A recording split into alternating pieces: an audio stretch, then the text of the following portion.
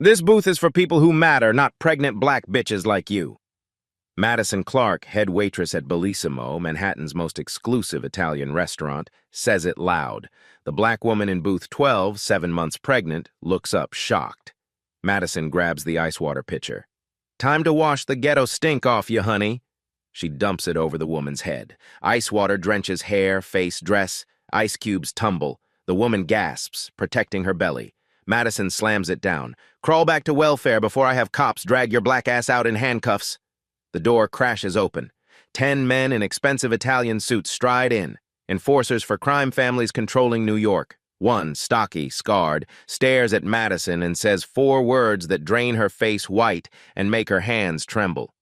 "What happens in the next 5 minutes will be the most satisfying justice you've ever witnessed. Stay with me. You need to see this. Rewind 30 minutes before the ice water. Before the 10 men, before Madison destroyed her life. 7 p.m. Friday night. Bellissimo is packed with Manhattan's elite closing deals over $200 steaks.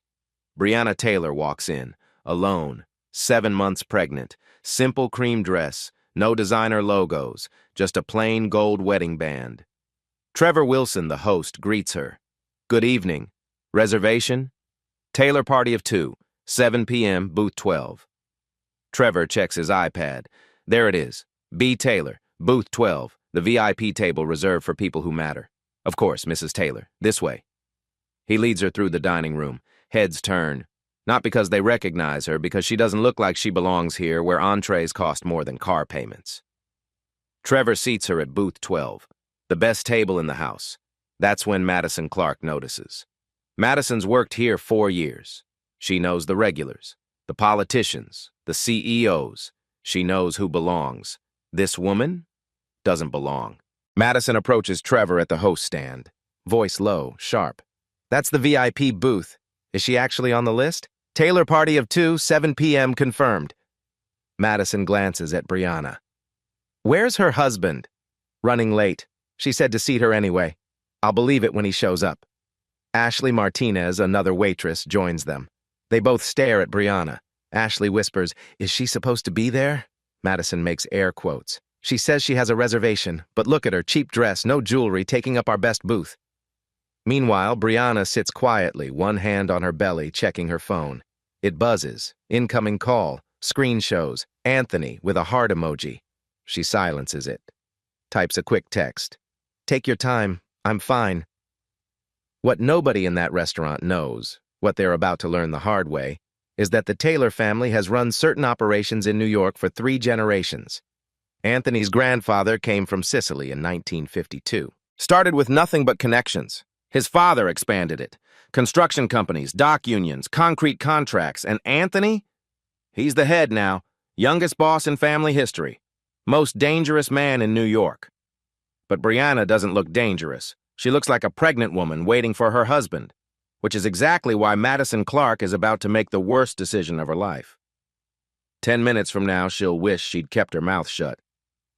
Madison watches Breonna from across the dining room for the next 10 minutes, watching her sit there, alone, not ordering, just taking up space in the best booth in the restaurant. Every time Madison walks past booth 12 with a tray of food for another table, she makes sure Breonna sees her, makes sure Breonna knows she's being ignored on purpose. 8 minutes pass, then 9, then 10. Breonna tries to make eye contact with Madison 3 separate times. Each time, Madison looks right through her like she's invisible, like she's not even there. Finally, Breonna raises her hand slightly, a polite gesture. The universal sign for "excuse me, I'd like service." Madison sees it, makes direct eye contact, then deliberately turns and walks in the opposite direction. Ashley, watching this from the service station, smirks. She's seen Madison do this before. Freeze out customers she doesn't think belong. Usually they get the message and leave. Problem solved. But Breonna doesn't leave.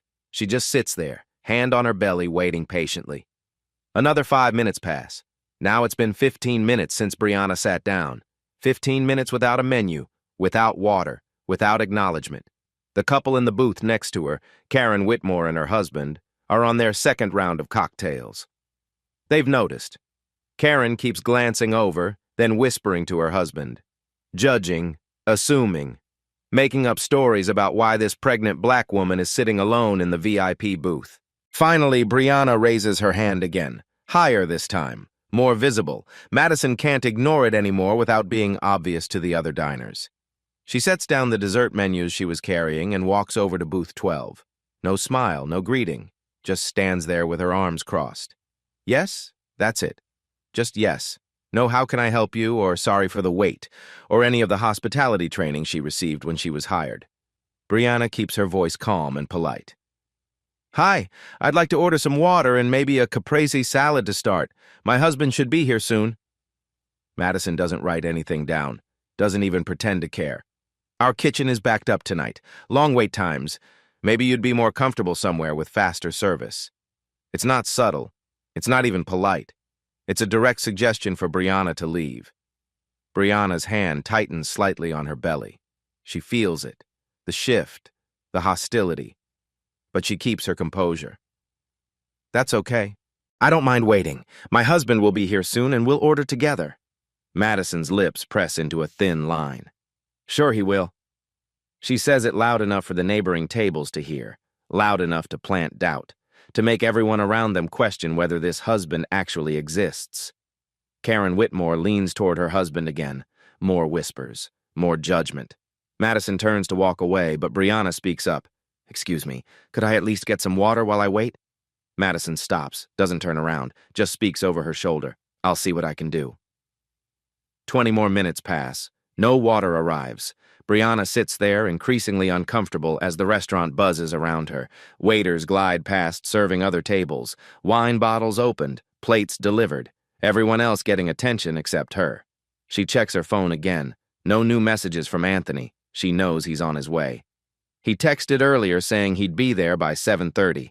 It's 7:25 now, just 5 more minutes. She can wait 5 more minutes, but Madison Clark isn't done yet. Madison goes back to the service station where Ashley is refilling water glasses. She picks up a pitcher, the one filled with ice water for the tables in Section 3, and makes a decision. Ashley watches her. You actually going to give her water? Madison's expression is cold, hard. Oh, I'm going to give her water. She walks back across the dining room. This time she doesn't hide her annoyance. She's done pretending, done being subtle. She approaches booth 12 holding the pitcher in one hand. Brianna looks up relieved. Finally some service. Thank you, Brianna starts to say. I appreciate. Madison lifts the pitcher above Brianna's head and tips it forward. Ice water pours down, drenching Brianna's hair, streaming down her face, soaking into her cream-colored dress. Ice cubes tumble down her body, some bouncing off her pregnant belly, others sliding down into her lap. Brianna gasps. The cold shock of it takes her breath away. Her hands fly up instinctively to protect her baby, but it's too late. She's already soaked. Water drips from her hair down her cheeks. Her dress is ruined. Ice cubes sit in her lap, melting. Madison slams the empty pitcher onto the table with a loud bang that makes everyone nearby jump. Oops! Madison says, her voice dripping with sarcasm. Guess I should have been more careful. Maybe if you weren't taking up our best booth. Brianna sits there, trembling. Not from the cold, from shock, from humiliation. She can feel every eye in the restaurant on her. Can hear the sudden silence as conversations stop. Can see phones coming out, cameras pointing at her. She tries to speak, but her voice catches. Tears well up in her eyes despite her best efforts to hold them back. That's when Richard Thornton, the manager, finally appears. Richard is 40 years old, white, conflict-averse, the kind of manager who wants everyone to be happy but doesn't want to make waves doing it. He's been in his office doing paperwork when another server told him there's a situation in the dining room. He walks out to find Brianna drenched in water, Madison standing over her with an empty pitcher, and half the restaurant staring. What's going on here? Richard asks, though his tone suggests he already knows who he's going to side with. Brianna wipes water from her face, trying to compose herself. Her voice shakes as she speaks. Your waitress just threw water on me. I'm 7 months pregnant. I asked for service and she... Madison interrupts, her voice loud and defensive. It was an accident. She's making a scene. Richard looks at Brianna, at her soaked dress, at the ice cube still in her lap, at her tear-streaked face. Then he looks at Madison. His head waitress. Been here 4 years. Never had a complaint this serious before. He makes his choice. Ma'am, I'm sure it was unintentional. These things happen. Let me comp your meal. Comp my meal? Brianna's voice rises slightly. I haven't eaten anything. I haven't even been served. I want her to apologize, that's all. Just acknowledge what she did. Richard shifts uncomfortably. Other diners are watching now. This needs to end quickly before it becomes a bigger problem. Madison, perhaps you could... Madison crosses her arms. Apologize for what? For serving her? I didn't do anything wrong. She's the one making a scene. That's when other diners start getting involved. Karen Whitmore from the next booth over leans toward her husband but speaks loud enough for everyone to hear. Maybe she's uncomfortable because she doesn't really fit the dress code here? Brianna is wearing a $1,200 maternity dress from a designer boutique in Soho, but it has no visible logos, no obvious branding. So to people like Karen, it looks cheap, looks wrong, looks like it came from Target. Richard latches onto this like a life raft. Ma'am, our dress code is business casual. Brianna looks down at herself, at her soaked, expensive dress, at her simple gold wedding band, at her lack of flashy jewelry. She looks back up at Richard. I'm wearing a $1,200 dress. Is that casual enough for you? Madison scoffs, literally scoffs out loud. Anyone can claim that. Ashley, who's been watching from a distance, walks over to join the pile-on. Yeah, and anyone can make a fake reservation online these days. Brianna pulls out her phone with shaking hands. Water drips from it. It got splashed too, but it still works. She opens her email app. I have the confirmation email right here, from your restaurant, sent 3 days ago. Madison doesn't even look at the phone. Photoshop is easy these days. You can fake anything. The accusation hangs in the air. Madison just called Brianna a liar to her face, in front of 50 witnesses. Brianna's hands start shaking harder. The tears she's been holding back start flowing freely now. This isn't about the water anymore. This is about something deeper, something uglier. A male diner at table 7, Preston Cole, a hedge fund manager in an expensive suit, mutters to his companion, she's probably live streaming this whole thing for victim points. They all do that now. He says it quietly, but not quietly enough. Brianna hears it. Richard hears it. Madison hears it. And nobody contradicts him. Richard takes a breath. He's made his decision. Ma'am, I think it's best if you leave. We'll refund any charges. I haven't been charged anything, Brianna says, her voice breaking. I haven't ordered. I haven't eaten. I've been sitting here for 30 minutes being ignored and then humiliated. And I'm telling you, Richard's voice gets firmer now, that you need to leave.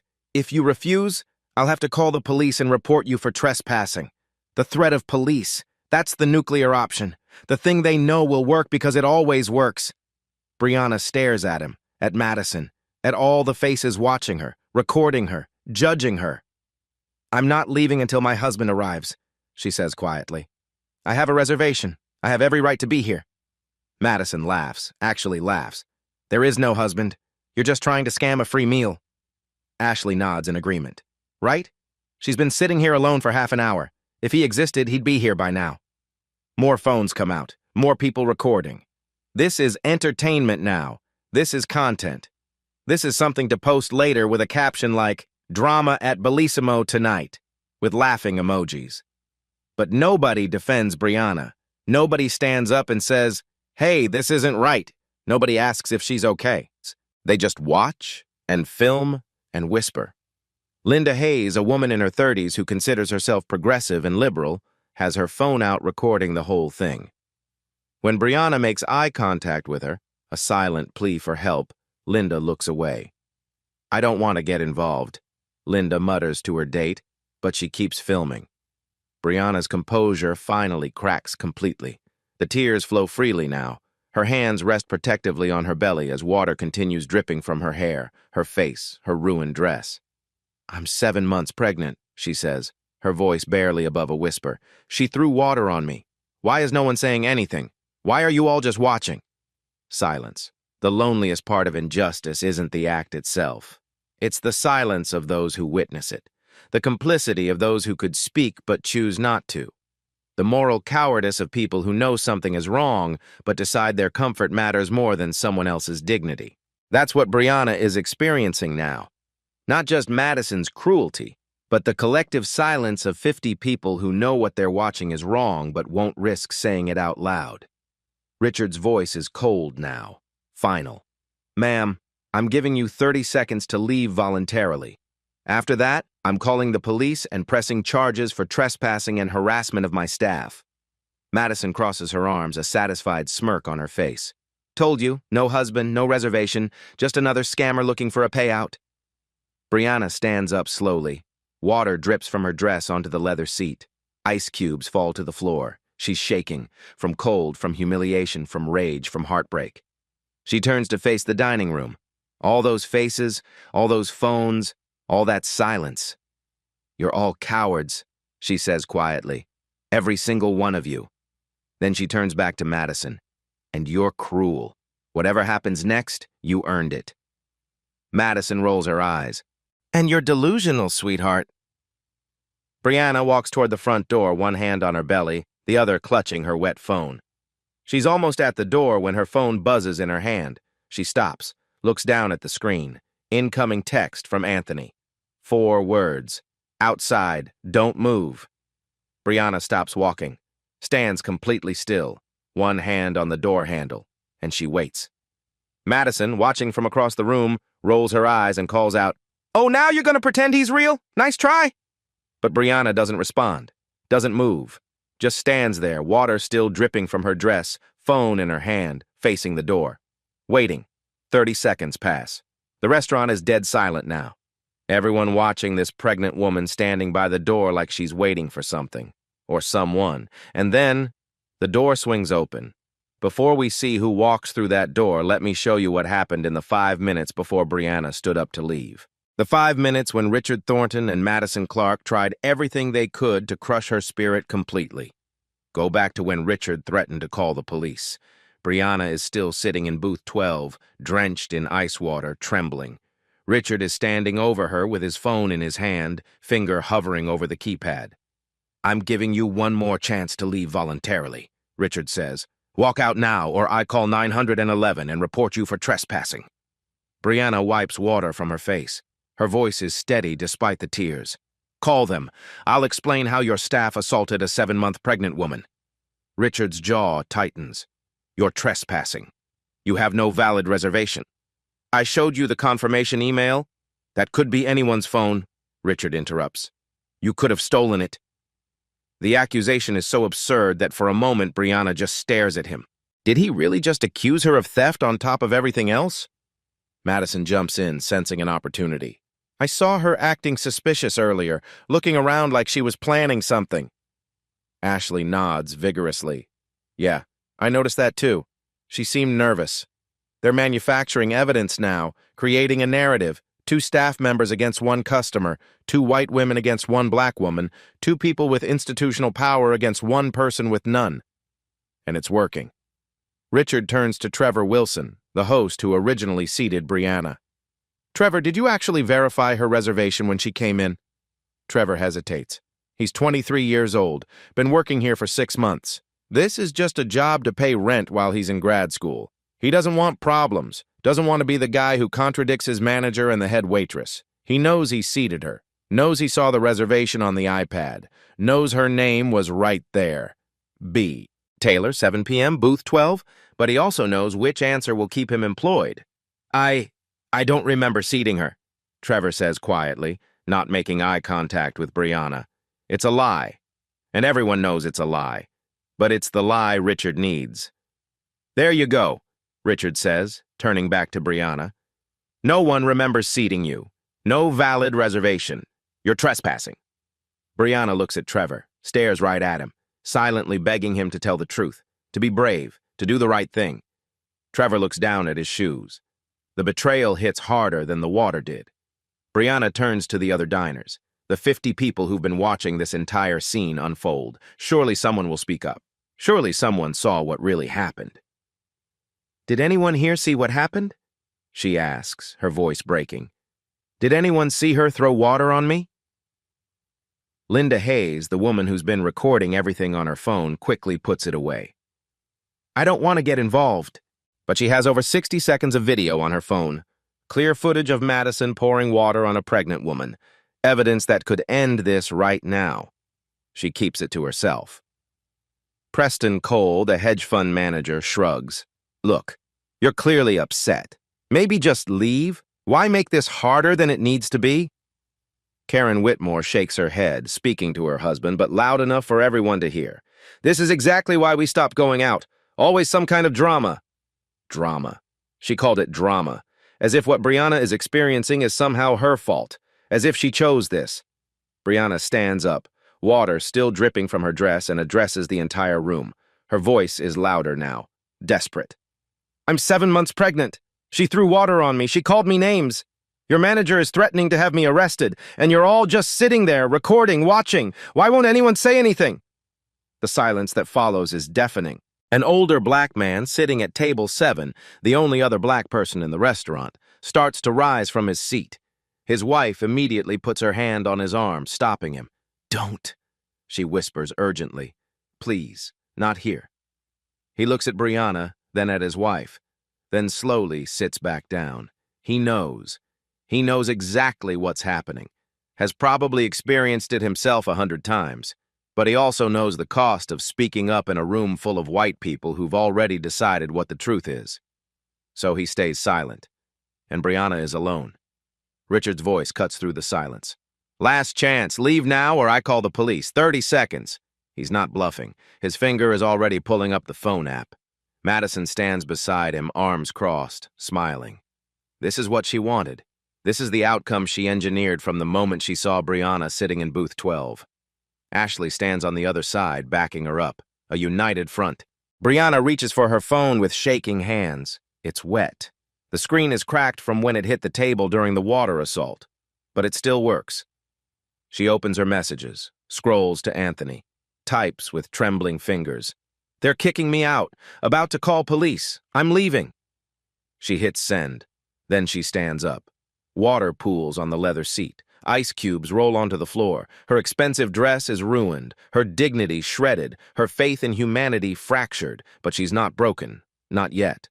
I'm leaving, she says quietly to Richard. But you should know, you just made the worst decision of your career. Richard waves dismissively. That sounds like a threat. It's not a threat. It's a fact. Madison laughs. Oh, please, what are you gonna do? Leave a bad Yelp review? Brianna doesn't respond. She just turns and walks toward the front door. Every step leaves wet footprints on the expensive hardwood floor.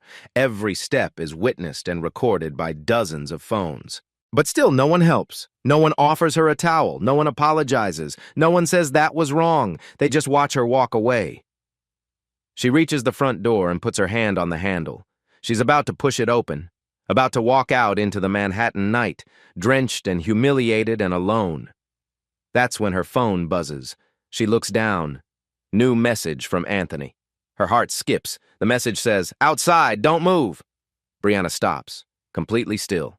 Hand on the door handle, water still dripping. She doesn't open the door, doesn't move, just stands there and waits.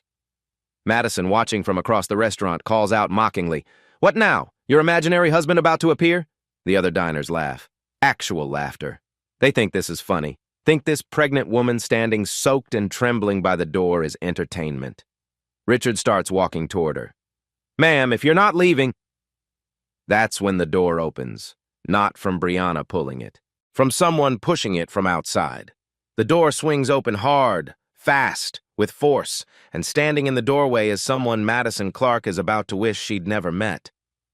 The door swings open hard, not from Brianna pulling it, from someone pushing it from outside. But before we see who walks through that door, you need to understand what led to this moment. Rewind 5 minutes. Brianna is still sitting in booth 12, drenched, trembling. Richard stands over her, phone in hand. "Last chance to leave voluntarily. Walk out now, or I call 911 for trespassing." Brianna wipes water from her face. "Call them. I'll explain how your staff assaulted a pregnant woman. You're trespassing. No valid reservation." "I showed you the confirmation. Could be anyone's phone." Richard cuts her off. "Could be stolen." Madison jumps in. "I saw her acting suspicious earlier, looking around like she was planning something." Ashley nods. "Yeah, seemed nervous to me too." Nervous. They're manufacturing evidence now. 2 staff members against 1 customer, 2 white women against 1 black woman. Richard turns to Trevor Wilson, the host. Trevor, did you verify her reservation? Trevor hesitates. He's 23, grad student, doesn't want problems. He knows he seated her, saw the reservation clearly. B. Taylor, 7 p.m., booth 12, but he also knows which answer keeps him employed. I don't remember seating her, Trevor says quietly, avoiding eye contact. It's a lie. Everyone knows it's a lie. There you go, Richard says. No one remembers. You're trespassing. Brianna looks at Trevor, silently begging him to tell the truth. Trevor stares at his shoes. Brianna turns to the other diners. Did anyone see what happened? Did anyone see her throw water on me? Linda Hayes, who recorded everything, puts her phone away. I don't want to get involved. Preston Cole shrugs. You're upset. Maybe just leave? Why make this harder? Karen Whitmore speaks loudly to her husband. This is why we stopped eating out, always drama. Brianna stands, water dripping. I'm 7 months pregnant. She threw water on me. Your manager threatened to arrest me, and you're all just watching. Why won't anyone say anything? Silence.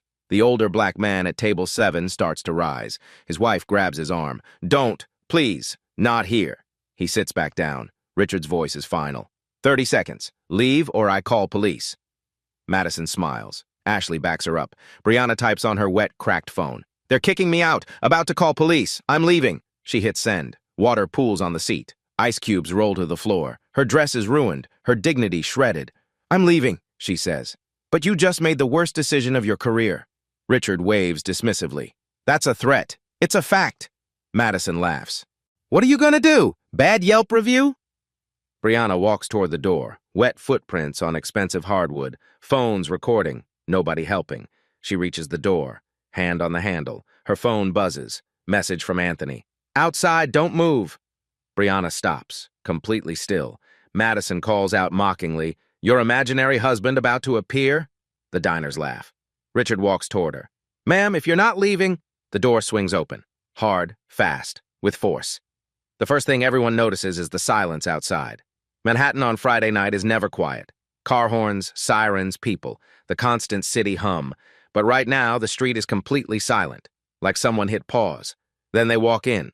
10 men in expensive Italian suits, black on black, custom tailored, perfect fit, the kind that cost more than most people's cars. They move in formation, precise, military. 2 position themselves by the door. Nobody's leaving without permission. 2 more head to the kitchen entrance, just watching. The remaining 6 spread through the dining room. Don't sit, don't speak, just stand.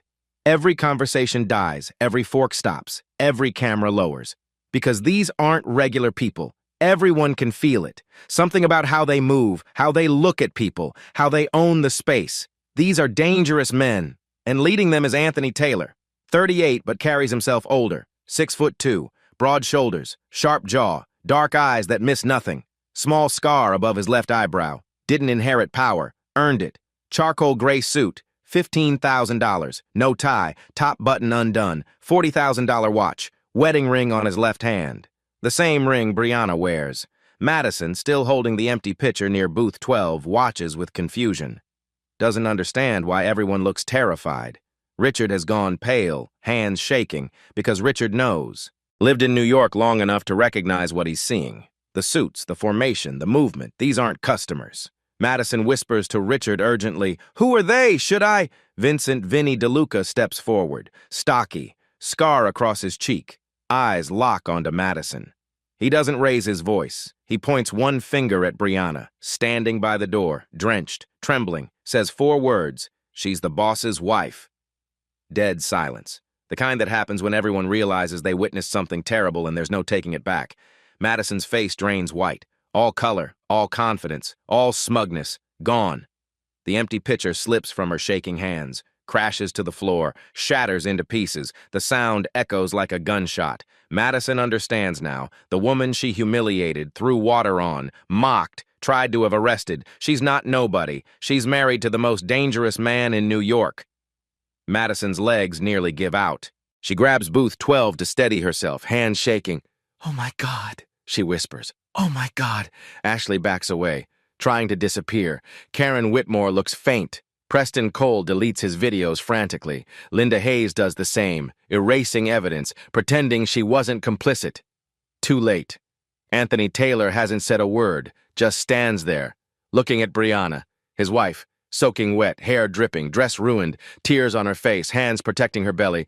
His expression shifts to something dangerous. Jaw clenches, hands curl into fists, breathing deliberate, in through nose, out through mouth, physically stopping himself from violence.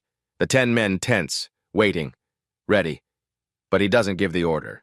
He crosses the room instead. The crowd parts instantly. People press against walls, creating a path. 4 long strides. He reaches Brianna. When he touches her, everything changes. The rage stays, simmering in his eyes, but his hands are gentle, careful. He cups her face. Amore mio, are you hurt? Did anyone touch you? Voice low, controlled, but an edge that makes everyone nervous. Brianna shakes her head. I'm okay. You're here. I'm okay now. Anthony's thumb wipes her tears.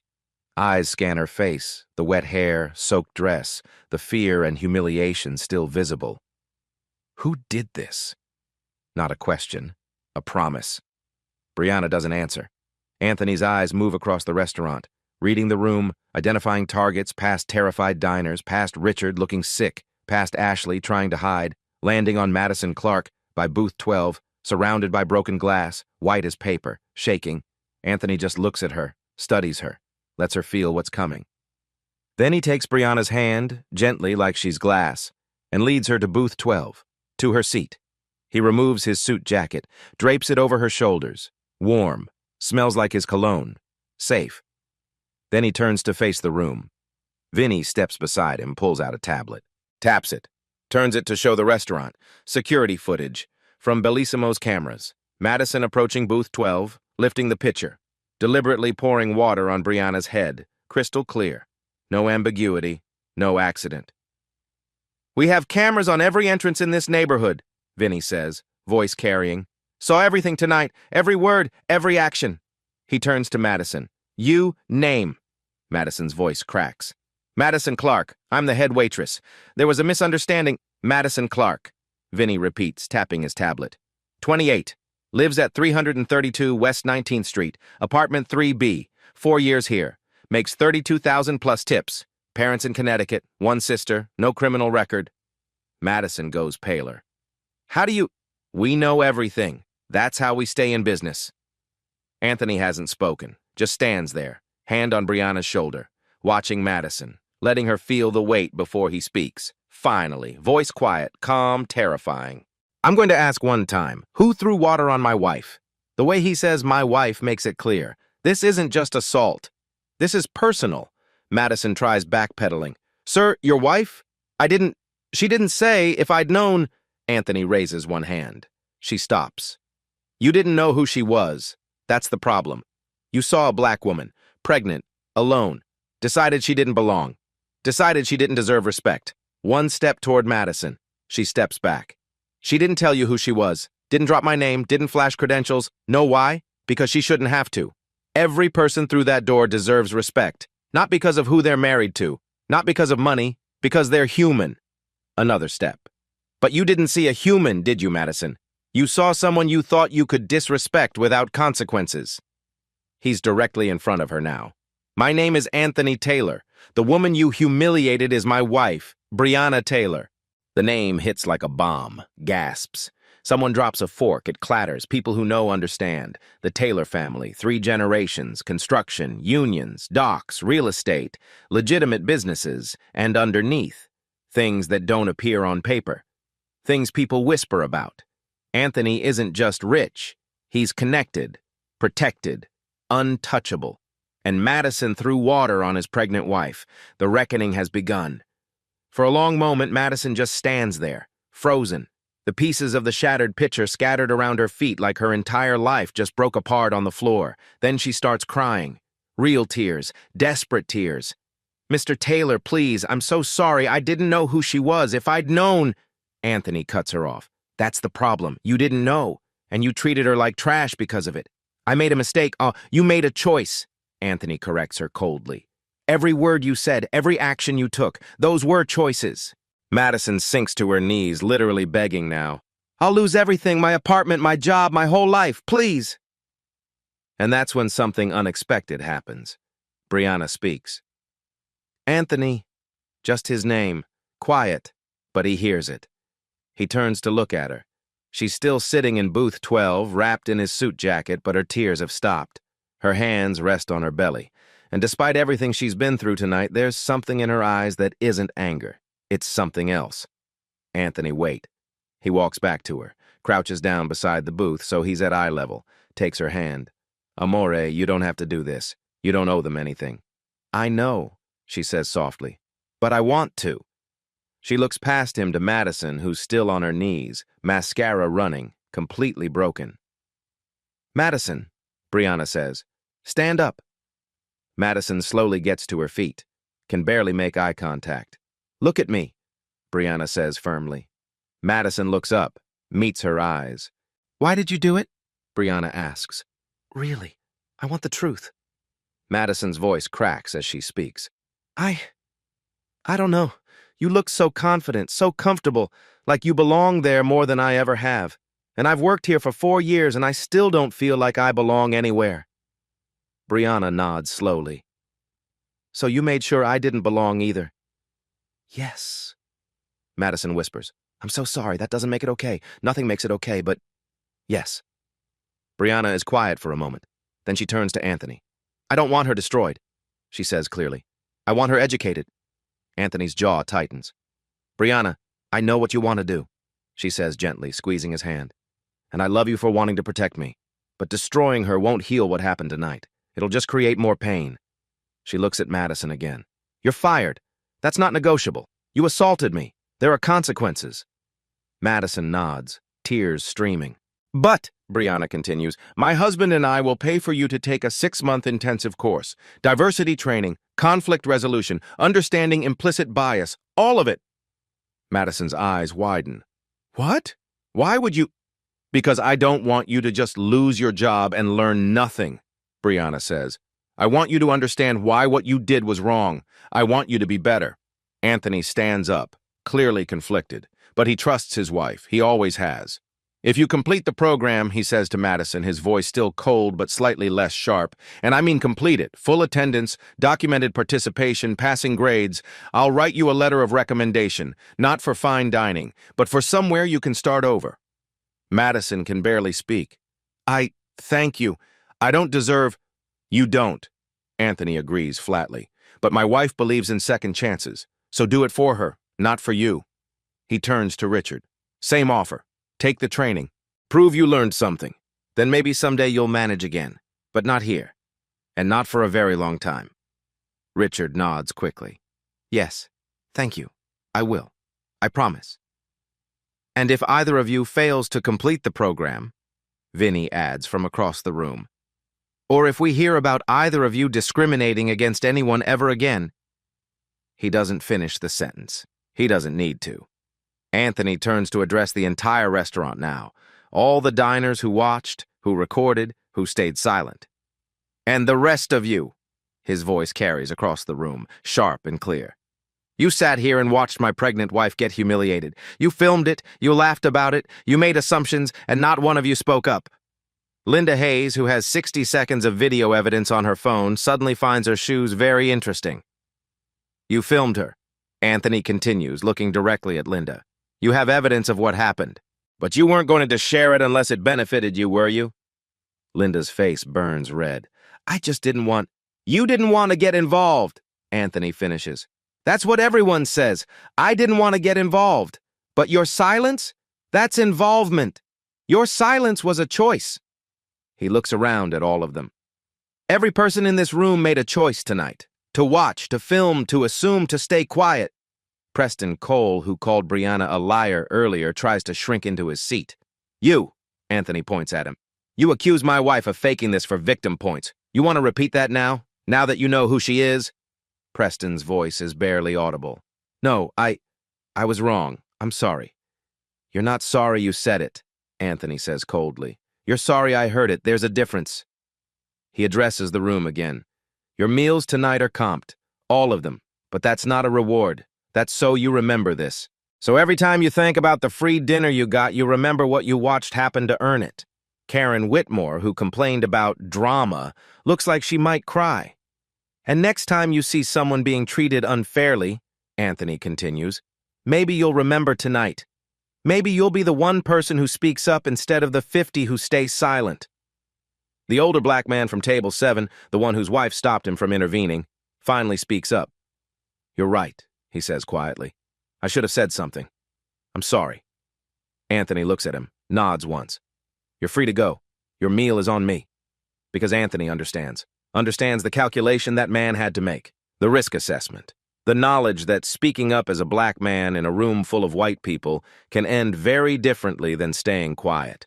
He understands it because he's lived it. The restaurant stays silent. Nobody moves. Nobody argues.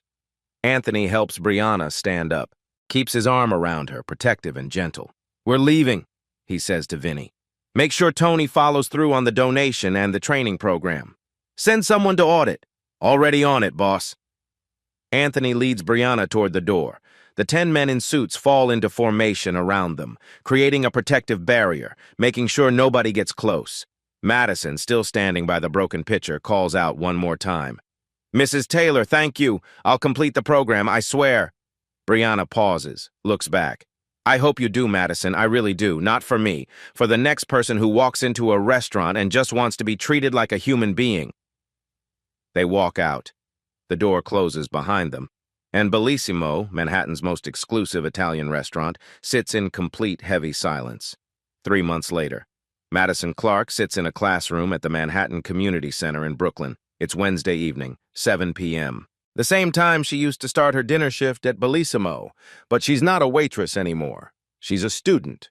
The diversity training program Anthony and Brianna paid for isn't what she expected. It's not some corporate seminar where you watch videos and sign a form saying you attended. It's real. It's intense. It's uncomfortable. Week 1, they watched video testimony from people who've experienced discrimination. Madison cried through most of it, saw herself in the stories, heard her own words coming out of other people's mouths. Week 4, they did role-playing exercises. Madison had to sit where Brianna sat, had someone stand over her and say the things she said, pour water on her head, actual water, ice cold, so she could feel what it felt like. She threw up afterward, from shame. Week 8, she had to write a 10-page essay analyzing her own implicit biases. Where they came from, how they manifested, what damage they caused. She's on week 11 now, almost done. Tonight's session is about restorative justice, about how to repair harm, about how to be better. After class, Madison volunteers at the community center, 3 nights a week, helping families in predominantly black neighborhoods, listening to their stories, learning their names, seeing them as humans instead of assumptions. It's slow, it's painful, it's necessary. Last week, a black woman came in with her kids, single mother, working 2 jobs, struggling to make rent. Madison helped her fill out the assistance forms, got her connected with resources, spent an hour just listening. As the woman was leaving, she turned back. Thank you. You didn't have to do all that. Madison smiled. A real smile, not the fake customer service one she used to wear. Yes, I did. I owe it. She didn't explain what she meant, but she knew. At her apartment, Madison keeps a photo on her fridge. It's not of family or friends. It's a screenshot from that night. The security footage Vinny showed on his tablet. Madison pouring water on Brianna. She looks at it every morning, reminds herself of who she was, who she refuses to be again. Next to the photo is a letter. Came 2 weeks ago, from someone named Brianna Taylor. Madison's read it 50 times, memorized every word. Madison, I hope you're taking the program seriously. I hope you're learning. Not because I need an apology. I've already forgiven you. But because the world needs people who've been cruel to become people who choose kindness. We have enough cruelty already. Be better. For yourself. For the people you'll meet tomorrow. For everyone. Brianna. Madison cried when she read it the first time. Still cries sometimes when she reads it now. She's going to finish this program. Going to pass. Going to get that letter of recommendation from Anthony Taylor. And then she's going to spend the rest of her life making sure no one else experiences what Brianna experienced that night. Meanwhile, across town, Richard Thornton sits in the same training program, same Wednesday night class, same uncomfortable revelations about himself. He finished his 10-page essay last week. The prompt was, describe a moment when you chose institutional comfort over individual justice. He wrote about Brianna, about threatening to call the police on a pregnant woman because it was easier than confronting his staff, about choosing to believe Madison because it protected the restaurant's reputation, about being a coward.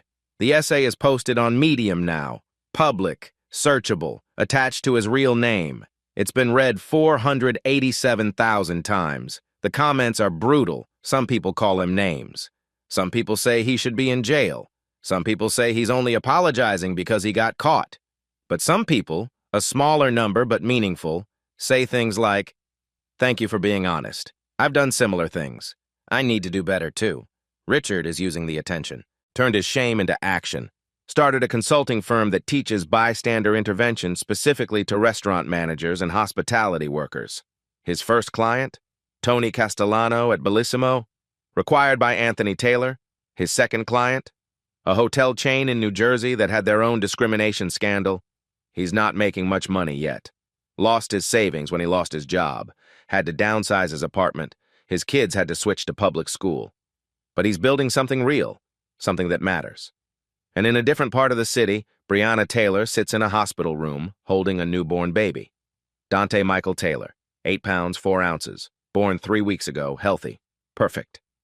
Anthony sits beside her, one arm around his wife, one finger being gripped by his son's tiny hand. He's beautiful, Anthony says quietly. He really is, Brianna agrees. There's a knock on the door. A nurse enters with a delivery. Mrs. Taylor, this just arrived for you. It's a letter, handwritten. Madison's return address in the corner. Brianna opens it, reads silently, then smiles. What is it? Anthony asks. Madison finished the program, graduated top of her class.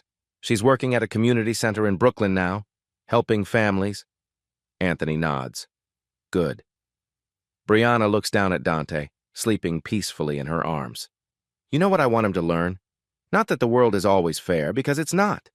But that when it's unfair, some people fight to make it better, and some people become better themselves. Anthony kisses her forehead. He's got the best teacher. So let me ask you again.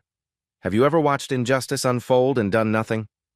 Madison Clark made a choice that night, to humiliate, to demean, to abuse her power. Richard Thornton made a choice, to threaten, to silence, to choose comfort over courage. And 50 people in that restaurant made a choice, to watch, to film, to stay silent.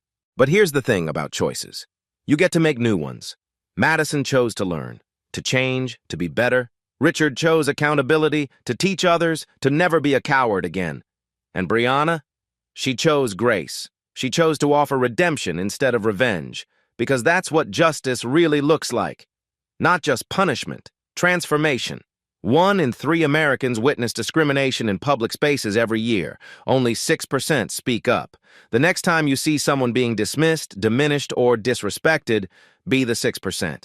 One voice can break the silence. One action can flip the script, because respect isn't about who you are. It's about who you choose to be when you see someone who needs it. Be that person. If this story moved you, share it with someone who needs to hear it. Drop a comment telling me about a time you spoke up or wish you had. And subscribe, because every week we bring you stories where justice wins and silence loses. Remember Brianna Taylor. Remember Madison Clark. Remember that night at Bellissimo. And the next time you see injustice, remember you have a choice. Make the right one.